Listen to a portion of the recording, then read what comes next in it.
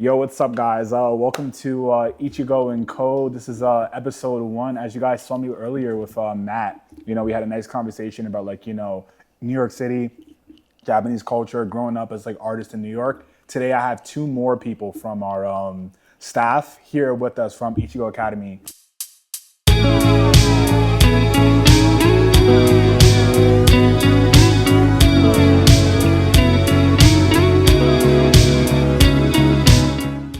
So, without further ado, I would like to introduce you guys. Can you guys introduce yourselves? I'm Kata. Nice to meet you guys. Hey guys, I'm Jiyun. Nice meeting you guys. Oh yeah, welcome to the show, guys. Welcome to Ichigo and Co. Thank you. We're gonna basically go through kind of little show treatment. I know this is our first time doing the episode, so I know, is this your first time on a podcast? Yeah. Okay, so hopefully you guys will do fine. Hopefully. We'll break the ice a little bit. Yo, since Ichigo Academy is a Japanese school, let's talk about some Japanese food real quick. Quick, top 5 Japanese foods. Ooh. Top 5? That's so hard. That's a lot. What are your top 5 Japanese foods? Okay. Sushi. Udon. Maybe takoyaki. Karaage. What do I eat? Maybe gyoza, like Japanese gyoza. Definitely sushi. Maybe gyoza. Do you guys know chicken nambang? Yeah, oh, so good. I love chicken nambang. Soba. I love soba. Tendon. Maybe tempura don. Okay, tendon. Tendon. Okay, with the yasai, Everything together. Everything Yeah. together. Oh, so good. So good. Okay, word. Now when you guys are I guess growing up, what was your favorite food to eat? Favorite Japanese food to eat? Top one thing that you were so excited to eat. Japanese food. Yeah. Maybe my mom would make me oh my gosh, what is it called? The boiled beef. The thin. Gyudon? No, the thin. Shabu-shabu? Shabu-shabu. I love shabu-shabu. Oishii. Oh, it's so good. Also, just shoot by sashimi. So that negitoro. Bro. Ooh. I just love the meat or fish that you can eat on the side with other things. I think when I was growing up, my family and I, we would go to ramen place, ramen restaurant, and I would always order tsukemen. Instead of just normal ramen, I would always order tsukemen. I don't know tsukemen. I really the like. one that you put in. Yeah, you dip and eat. I think Yeah. the soup is more concentrated, and I like salty stuff. So, yeah, that used to be I think one of my favorite foods. Is that hot or iced? So the noodle itself is cold because it's not in the soup, but then you dip in hot soup. Oh, Yeah. Okay, that's kind of fire. That's kind of fire. Okay, sick. I mean, what I'm saying, we broke the ice a little bit. I know a little about your favorite foods. Let's get straight into the conversation. So, I guess we can go round table and kind of introduce kind of where we're from in a way. So, I mean, you guys know me. I'm from New York City, born and raised my whole life. How about you guys? What's your background? Oh, I was born in Korea originally, but my family and I, we moved to Japan, and we lived there for 15 years or so. I came to the States when I was 16. So I grew up until 4th grade, which was 10 years. My family and I, we were moving around. I was in Saitama, Gunma, Ibaraki, and I was in Shigaken for some time too. But then after 4th grade, my family and I, we moved to Tokyo, and then for probably 7 years or so, I lived in Tokyo. Yeah, and then now I'm in Long Island. Okay, Yeah. word.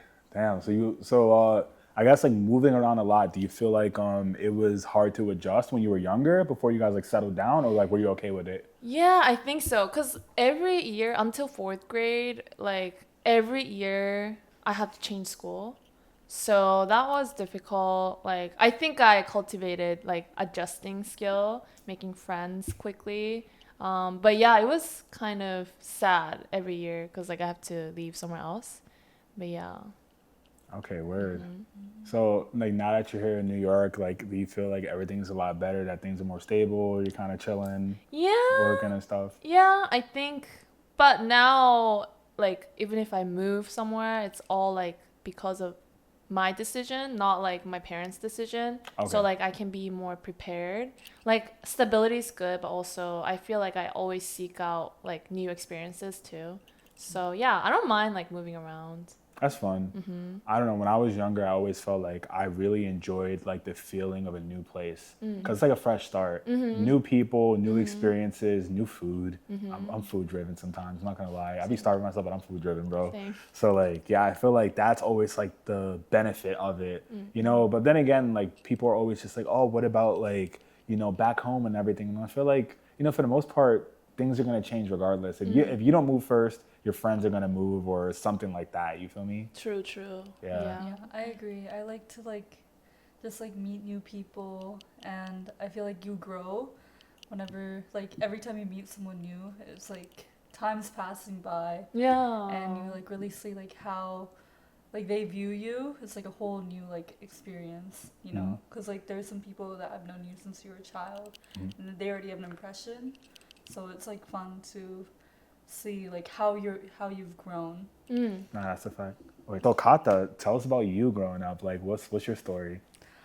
So basically, I've grown up in New York my whole life, and that's basically it. The end. Yeah, To be continued. there's not much. Like I just like live in Manhattan and just stayed there. It was very fun. I feel like I noticed recently that I walk around a lot, but I just walk around the same places all the time. But it's so fun because there's always different shops and different people walking around, and you really experience a lot just by like looking around. I Like feel you. I feel like when I go upstate or something, you won't see like people crying on the street or like fighting on the street or because everybody knows each other. But here, like people don't know each other, so they really do whatever they want. It's true. Yeah. But yeah, and then now I dorm at Stony Brook, so Long Island, close to Jiyun. Oh yeah, cool. Sorry guys, like my team, we're diverse. Some 9 to 5, some in school. You know what I'm saying? Yeah. We're trying our best out here. Yeah. What are you studying at school right now? I'm studying environmental design, policy, and planning. Whoa. The minor in geospatial sciences. Ooh. Whoa. Which is mostly like sustainability classes and like urban planning classes. But so far I've just been taking like sustainability and like economics and just not very in my major yet. But we'll see. Like I'm excited. Word. Nice. That's fire. And Jiyun, Yeah. what are you studying? I know you're a student too. Yeah, so I am in grad school. So I'm doing a doctorate in chemistry. Wait, so you're PhD? Yeah. That's crazy. Yo. Wow, surviving. Yeah, PhD. I'm doing like drug discovery stuff. Yeah, medicinal chemistry. So a lot of organic chemistry with the interface of biology, biotech. Yeah, that's what I do. That's fire. Wow. Thank you. Wow. pretty cool. That's pretty sick. Yeah. So that brings me to kind of like my next question, which is, so both of you guys were in JSO. So if you guys who don't know, JSO is, we all went to the same college. It's the like Japanese club for Stony Brook University, right? So like, what is like your favorite experience at JSO, or like what's your favorite part about? Let's do what's your favorite part about JSO, and then what was your favorite experience? Yeah.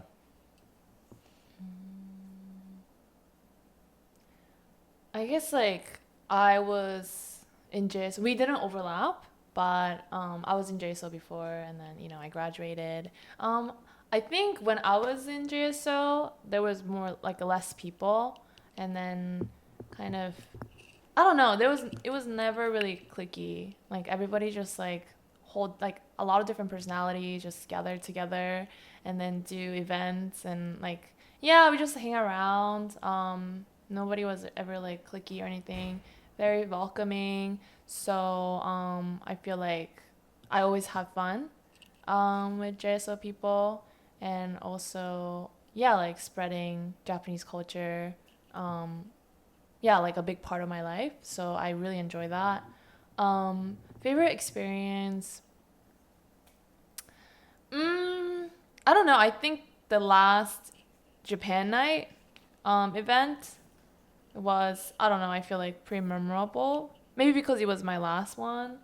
But yeah, just like we were able to get a lot of people in, you know, everybody have fun, and then we kind of like also like I'm running around here and there just to get the event going, you know. That was super fun. Yeah, probably my favorite. That's fire. I mean, I can see why you like workshops here at Ichigo Academy. Similar vibe. Yes, yes. I just love like yapping, you know, running things, you know, what do we do next? You know, I always stay busy. That's fire. I remember J Night was so emotional. Yeah. Oh It was yeah, so I saw sad that. because everybody. You saw I was that. there at J Night. Yeah, we were both there. I was like literally sitting there. Oh, people are crying. Yeah, yeah, this is extra emotional. But yeah, that was pretty cute. Yeah. My favorite part about JSO is definitely like the event planning part of it. It's pretty fun to just like see what goes on when planning an event. And I also like being able to talk to people in Japanese on campus, even if it's like a little bit of like Japanglish, because it's like fun. Like just like talking Japanese and people there understand you, even if you're not having like a full Japanese conversation. And there's like different like humor, and like since you're at school, like I wouldn't be the person I talk to the most in Japanese is my mother. And I was like, oh, I was worried that I would kind of lose the language, but I'm able to speak at least a little bit with my peers, so that's pretty fun. My favorite experience so far, since I'm still in JSO, is probably skiing. Oh my god, with that sounds them. so fun. Yeah, we went during spring break, and it was like there were a couple slopes left because it was already spring. But it was pretty fun, and yeah, skiing was so fun. I love that. That's fire. Wait, did you ski or did you snowboard? I skied. Everybody was learning how to snowboard that trip for some reason. Yeah. So they were like going down the like easy hill and just trying to figure out how to do it. Yeah. But like I went on a ski trip with my friends, like the trip like a couple weeks before that, and they like drilled me on how to ski, so I felt super prepared, and I was skiing with, like, yeah, you know, was it pizza, French fries, pizza French fries. Yeah. Oh my gosh. Yeah. Damn, out here looking like Shaun White on the slopes and shit. That's fire. I wish. So that's cool. I feel like that's one thing, I guess, like, you know, you mentioned it, like the community part. Like that's what I really enjoyed about JSO and being a part of, like, I guess, like that community was like the feeling of always having, like, you know, people to relate to, like, again, speak a little Japanese, have some conversation. Also just talk about like real shit too, because like I feel like most of the time we weren't like outside of like e-board meetings and like, you know, the events, we were kind of just homies. Like we go places in the summertime, we throw like house parties, beach parties, things like that. Like really good vibes.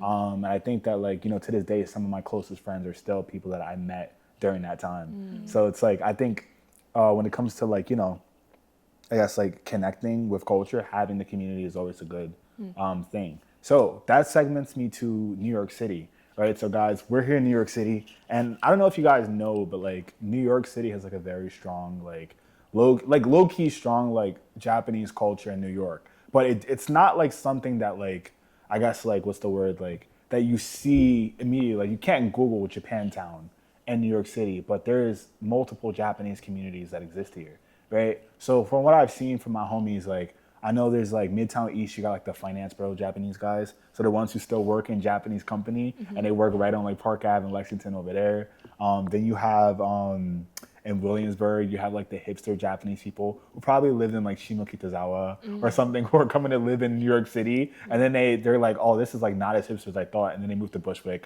or something like that. And then you have like actually it's like four. Upstate for some reason, like Westchester County has a very strong like Japanese community. I think it's like a lot of like the parents from like the companies. Once they get older, they want a house, so they end up moving up there.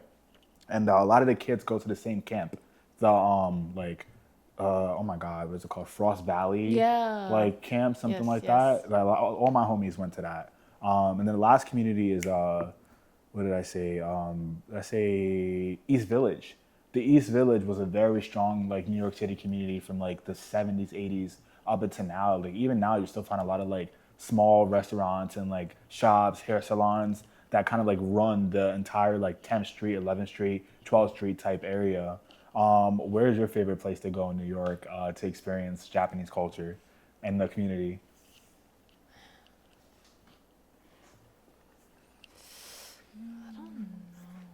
I feel like I don't necessarily have like a spot, but then when there is like like a couple weekends in the summer, usually there's like a Japan festival. Oh yeah, shout out to Japan Fest. Yeah. Yeah, like, and then you get the entire street is like Japanese food and like vendors. Mhm. Yeah, I will go like here and there, that kind of stuff. Also like Kinokuniya. Oh yeah. Yeah, great like spot. I stop by like shops or like maybe events, Mm-hmm. but I don't think I have like, oh, I go to this area or anything like that. Okay, Yeah. where? How about you, Kata?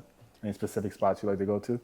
I would say like East Village. I live around there, so when I'm just taking a walk, like I'll just stop by. If I want to go to like a Japanese market, I'll go there. There used to be like a Japanese supermarket. I used to go to a Japanese supermarket and Japanese like bakery on 10th or is it Yeah, 9th? it was Panya, and then Panya? upstairs it was like Sunrise Market. Market, Yeah, I've been there too many times. Love that spot. But they're both gone now. But Yeah, it's sad. yeah. And there's also like I'm pretty sure it was a Japanese bakery, if not just like really good bakery called Chickalicious that was like on that street too. And that I don't know what happened to that. I don't know if it's still there, but Oh, Chickalicious was good too. Yeah, I remember is it still them. there? I don't know. Wow, I dead forgot if they're still there. I haven't been since like 2016, 2017. I remember their cupcakes were amazing. Yeah, so good. So yummy. They used to have like this like almost like cream puff, Mm-hmm. but then like inside of the cream puff it was like kind of like a cookie butter type of thing. Really? It was interesting. Yeah, it was really good. That's what kind of like attracted me to go there. Really? Yeah. Yeah, that place was good. Now I go to like Butter Dose. Oh no. They're not Japanese. I'm not. I don't think they're Wait, like Asian. They make the but squares, like the butter squares, like is that what They you're make talking about? they make cream puffs. Okay, but okay, they're different like spot. these like deluxe like Asian inspired like shout out Butter Dose. But they're so good. Sponsor. Sponsors, shameless Yeah, plug, shameless sponsor. plug. But I've been there a couple times and like yeah. Anyways, so those I used to go there, but it's also just fun to like try different matcha places. Oh yeah. But I would definitely say like I don't know if you mentioned this, but Grand Central, Yeah. that area also has like Katagiri, Yeah. which is like right next to Grand Central. Like if I'm catching a train like Metro North, like I'll run there. Like I'll literally run to before my train to get like karaage and 2 onigiri. I'll get like the Wait, which the kind? Which tamago. kind? Okay. The tamago is like runny egg. It's so good. That's in an Yeah. in a onigiri. Yeah. Oh, I never That's had that like one. This big. Azutama? I think so. Oh. They also have ramen, but yeah, and then Kinokuniya, and they also have Sunrise Market, and yeah, I would definitely say like if it was closer, I would definitely hit up Grand Central area more. Okay, word. Yeah, low key, like so like that's like that Midtown East area I was talking about. Like there's even other places like if you like jazz music, right on 51st Street, there's Tommy Jazz. Oh, yo, I Yeah. heard like the line is insane. It's They don't even insane. take reservation. No, you just gotta wait. It's like Yeah. very old school, but it's worth it because the music it is worth really it? good. I'm Yeah, gonna go. yeah. No, it's a good date spot. Like very good vibe. But I like recommend the it. wait is crazy, right? How long is the wait? It's like an hour. You standing? You're standing. But then you could talk. You can talk, know. or like bring friends and like send somebody earlier who's closer. Like, yo, wait up, and we'll bring you a drink or something, or buy Yeah. you a drink. I Like, see. yeah, you gotta game the system a little bit. Okay. Yeah, Method. yeah, the method. But Tomi Jazz is fire. I love a New York City izakaya. Like, I think that like there's so many good ones. Just like you said, Panya was right there. Rest in peace. There's another place called Village Yokocho that was right upstairs from Panya. And they had, I think that was the best izakaya in New York. So it was never been there. there. They also owned they had a speakeasy bar called Angel Share. That was a vibe too. Maybe I was too young to be drinking at the time, but it was a good time.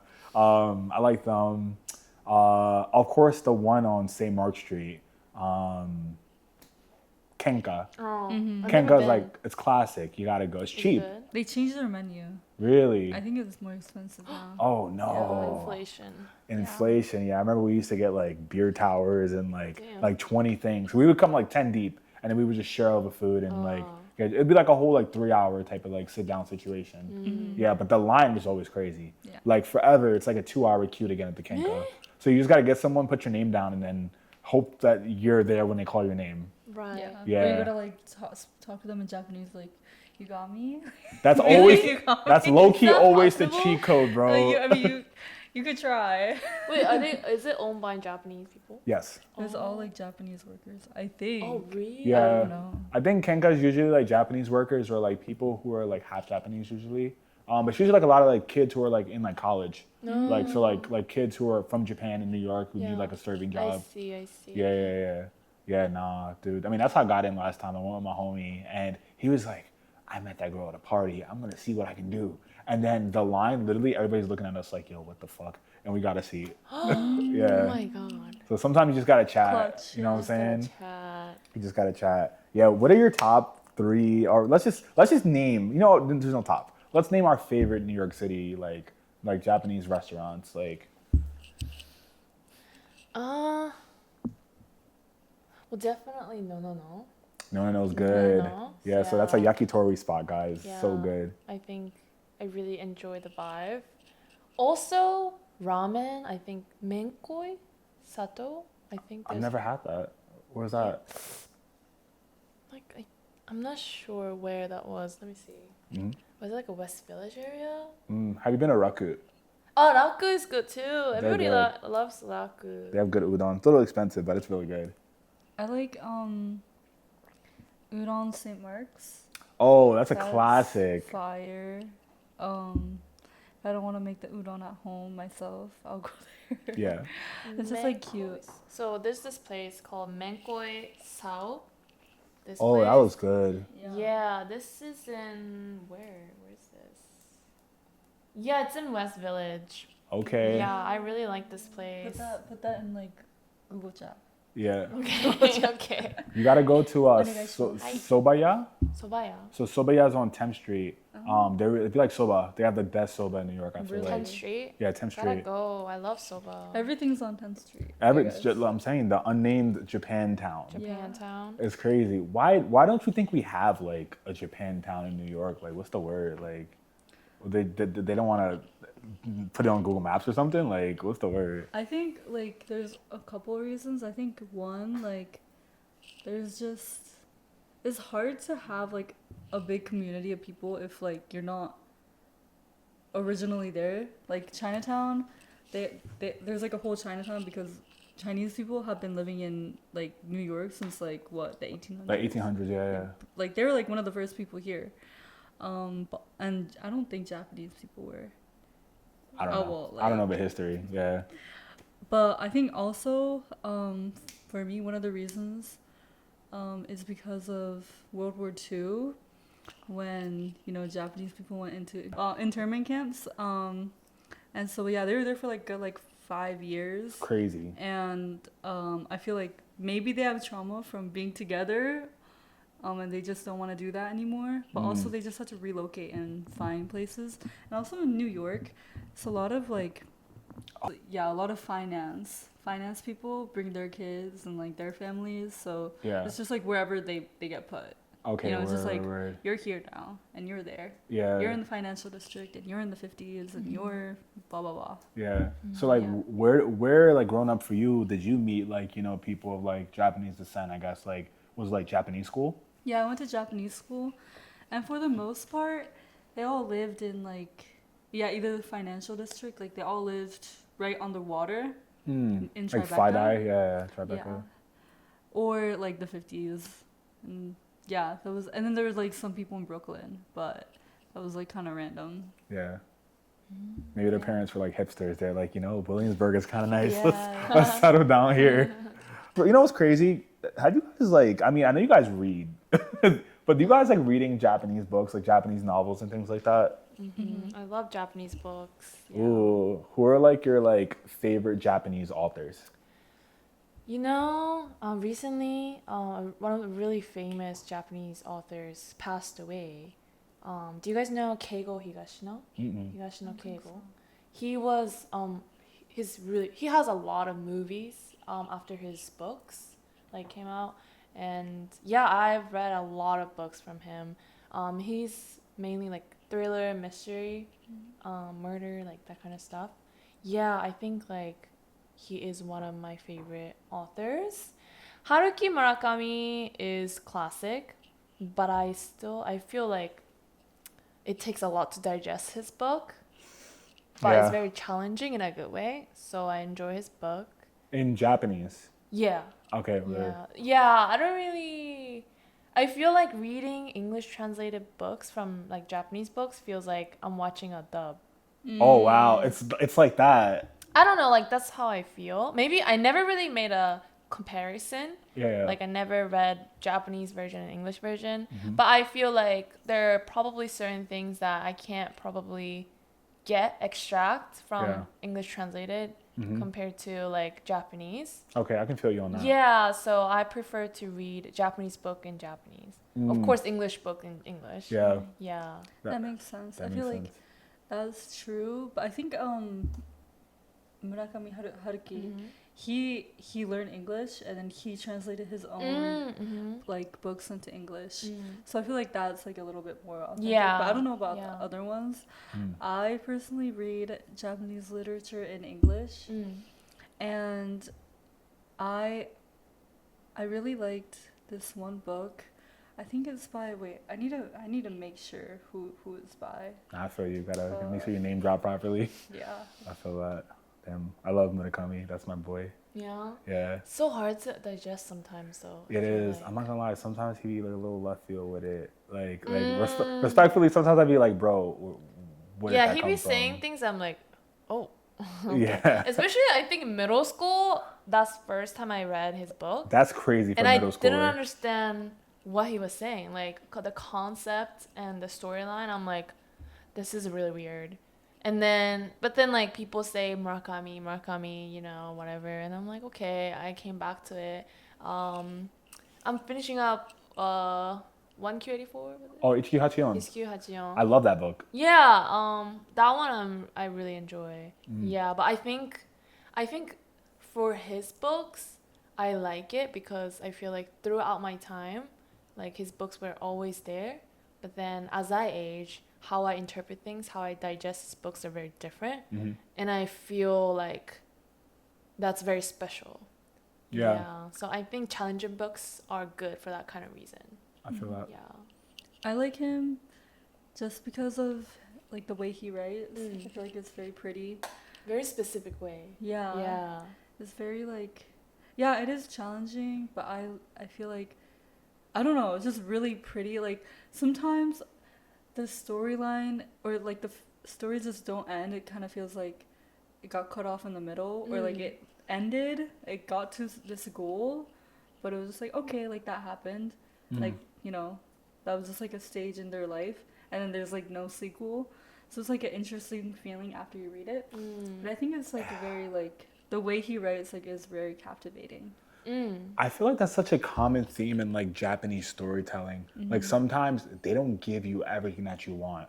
Like I feel like in American storytelling, it's all about like completing the story, True. completing the art. Japanese storytelling, you'd be like, all right, cool. Like, yeah, bro had a hard life. Okay, bro worked something bad happened to bro, that's it. That's all you get. Yeah. There's nothing else after that. You don't even know if yeah. his life gets better. Yes. Yeah. It's Yeah. just like this happened. Something else probably happens later.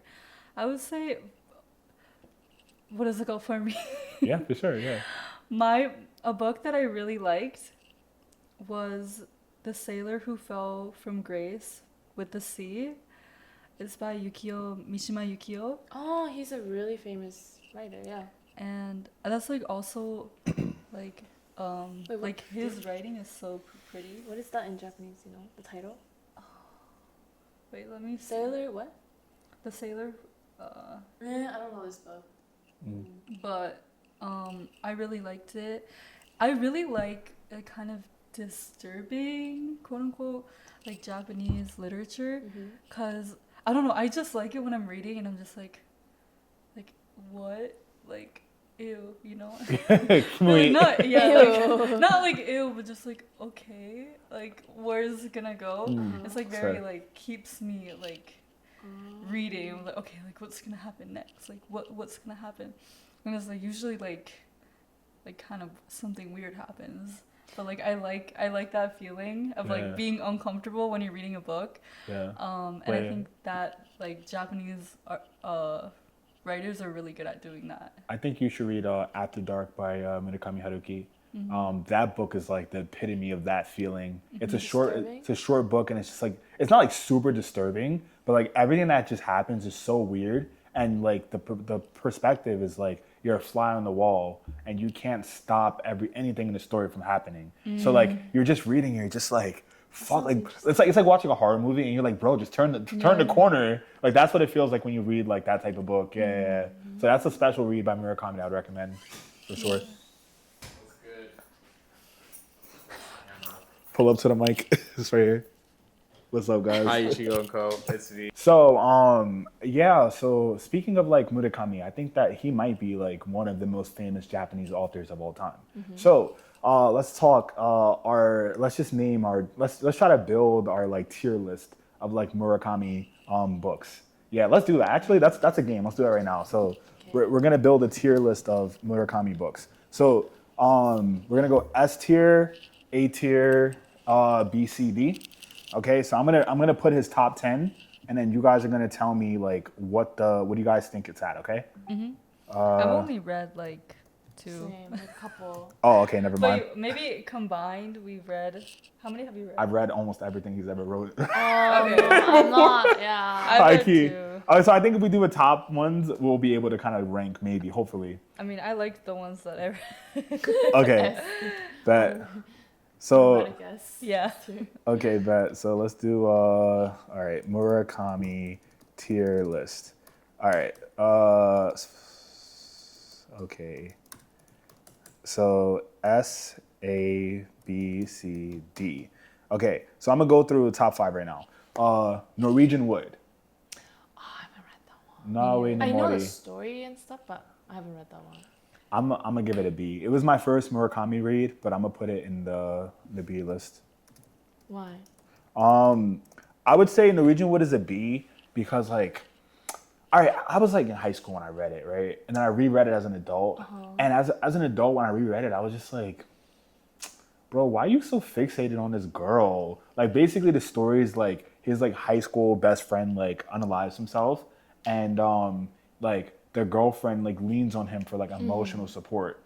But then the character goes to college and he's like, oh, I found another girl that I like. But for some reason, I feel like I'm like indebted to like support this woman who has like such strong trauma from losing her high school boyfriend. So like he spends his whole like adult life, like until he gets old, like trying to balance this woman in his life, but he's also seeing other women. And I'm just like, this story's so stupid, bro. Just let her go. Like, why are you dragging her on so long? But like when I was younger, I was like, oh, it's so fire, bro. Like, you know what I'm saying? He has like this one shorty from college, but he got his other girl at home type shit, right? But like as I got older, I was like, bro, that's dumb. Like, why are you leading this woman on? You don't love her. Like, this is crazy. Right.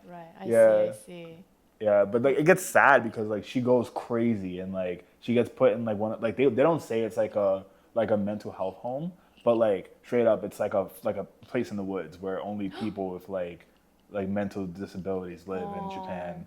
And he comes to visit her at that time, and that was like one of the final ones. And he was just like, Yeah, I'm not gonna lie. I gotta just, I can't no more. Like, yeah, Okay. I feel like that's a little messed up. Like once she's there, yeah. like When she's no longer able-bodied, you know what I mean? it's like that one song. It's like, would you like? It's easy to love me now, Yeah. but would you love me? Okay, okay. Would you love me if I was down and out? You still have love for me, girl. He did not have love for her. Not at all. Not at all, bro. Okay, let's see. So what have you guys read? What are your two that you read that you like? Maybe we'll just make a tier list in there. I read 1Q84. Okay, what would you give that so far? It was really good. I don't know, like, what would make a book S tier? Like, I don't know. I feel like S tier is a book that like you feel like you have to come back to. Like for me, After Dark might be my S tier for Murakami, because I read it like 3 times. It's also a very short story, so like it was just so good to come back to. Like I just had to tell people about it. Ooh, I would say A or B. I wouldn't necessarily come back, also because it's really long. Yeah, it's a lot of commitment. Also, I read do you know The Lover of Sputnik? Oh, Sputnik Sweetheart. Yeah, that one. I Didn't like it. I wasn't a fan of that one either. Yeah, like D or C. D rank. Sorry, Sputnik Sweetheart. Sorry. And then I also read his own like essay, Wait, which one? like when he goes on a run or something. Bro, I'm not gonna lie, that one's like kind of like S to A tier. It's kind It of was good. really good. Yeah, I would say that's either S or A. Also, his short story that had, like the short story. Which one? It became Burning. Oh yeah. I forgot what it's called in English. Is it the book? Is it Men Without Women?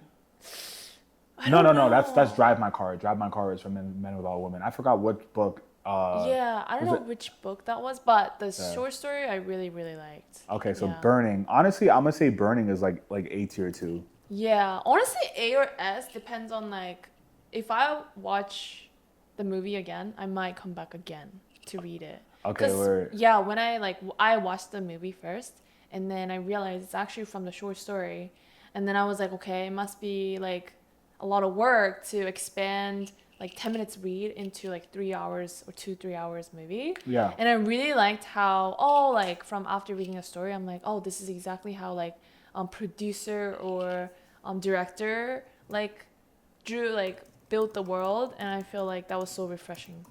And I really feel liked that. it. Yeah. I can feel the same way about Drive My Car. I think Drive My Car is a great short story, but when you watch the movie, it's so long. But again, it's just like the director's interpretation. Because like, Yeah. how do you stretch out a whole 10-minute story for 3 hours? Yeah, Like, that right? makes no sense. But somehow you do it. Like you built this world, and you Yeah. add color to it, and Yes. like sound. Yeah. It's really good. Yeah, that's really good. And Yeah. also I read the Hard-Boiled something. Oh, Harbor, Wonderland, and End of the World. I hated that book. Really?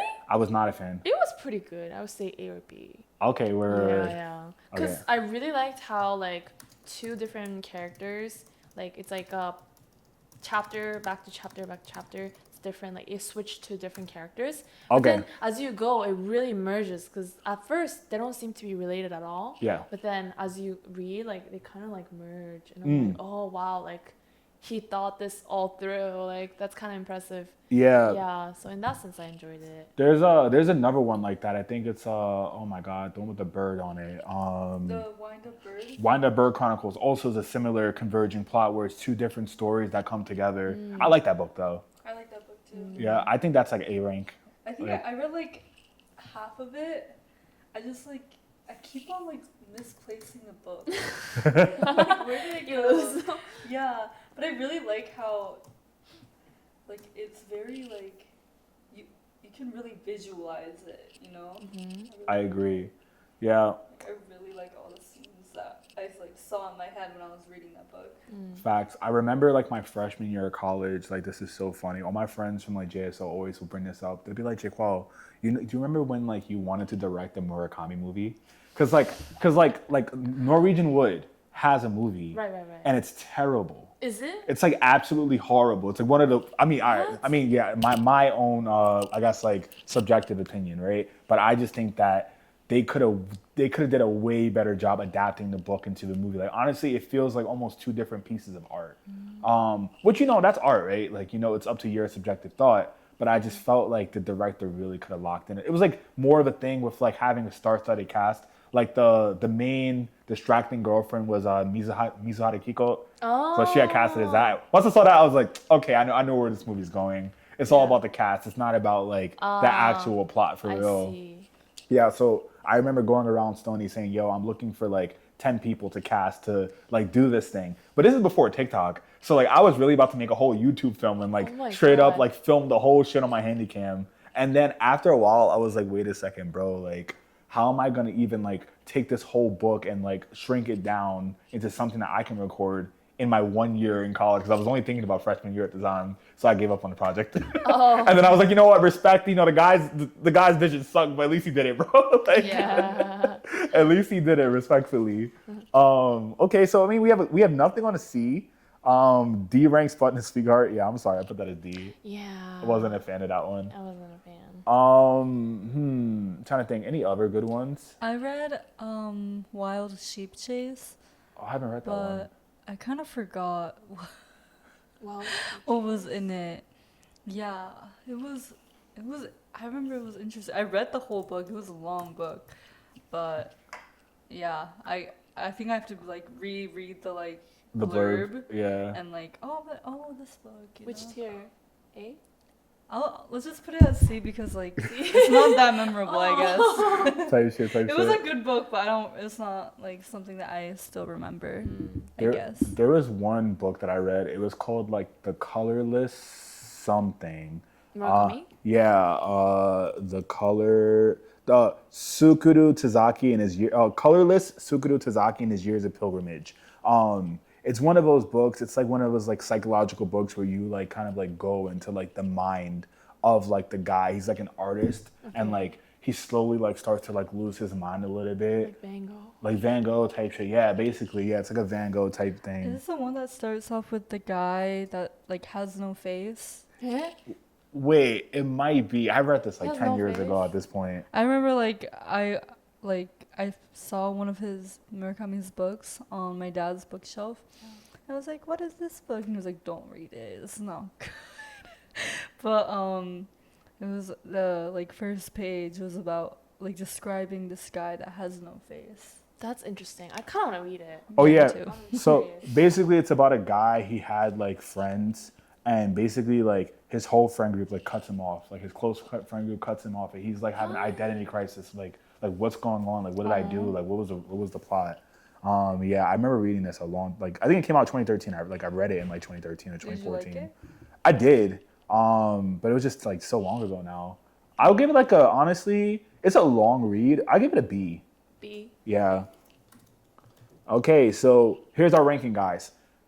S rank, we have Burning, Drive My Car. Sorry, shameless plug. A rank, we have Ichigo Hachion. What I talk about when I talk about running. Burning again, I think it's S rank, honestly. Yeah, I would go back. I think Burning's S rank. And then the Wanda Bird Chronicles, I'm going to give an A. I think it was a really good read.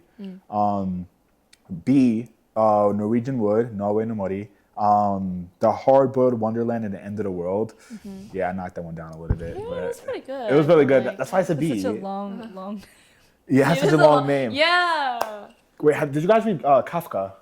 Oh, Kafka no. What was it called? Kafka on the Shore? Yeah. No, never read it. Is it good? It's basically like a reinterpretation of like oh my god, what's the book where the guy's like obsessed with his mom? Huh? Is it like Oedipus? Oedipus? It's like one of those type of stories. Oh. Yeah, it's like basically like that. I mean, also Ichigo Hachion is just like a George Orwell kind of like 1984 Yes. like riff. Yeah, Murakami loves to do that sometimes. But yeah, that's about it. That's our tier list, guys. I hope you guys enjoy that. It's our first game we're doing here. Let's try to get better at this as we do the episodes. Last closing thing before we head out, ladies. We're in New York City.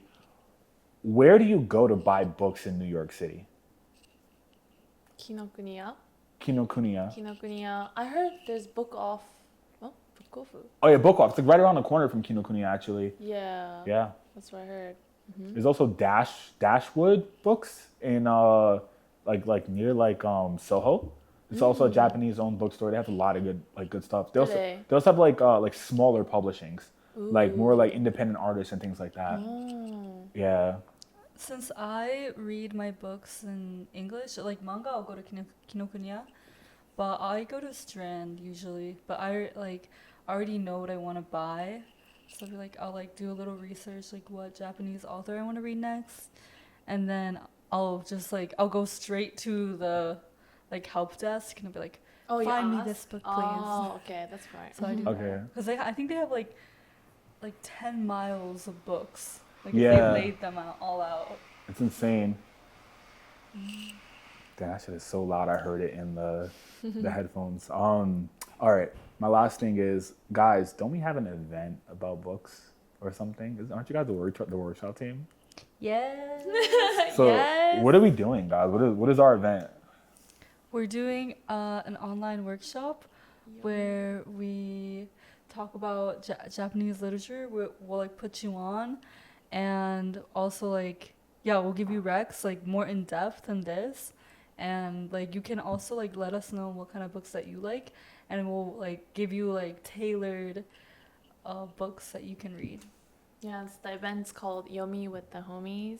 Yes, sir. Yomi with the homies. Lock in, gang. Yes. Yes, sir. I hope to see you guys there. It's gonna be Tuesday, August. Wow, I gotta really pause on 4th? this. No, Oh wait, yeah.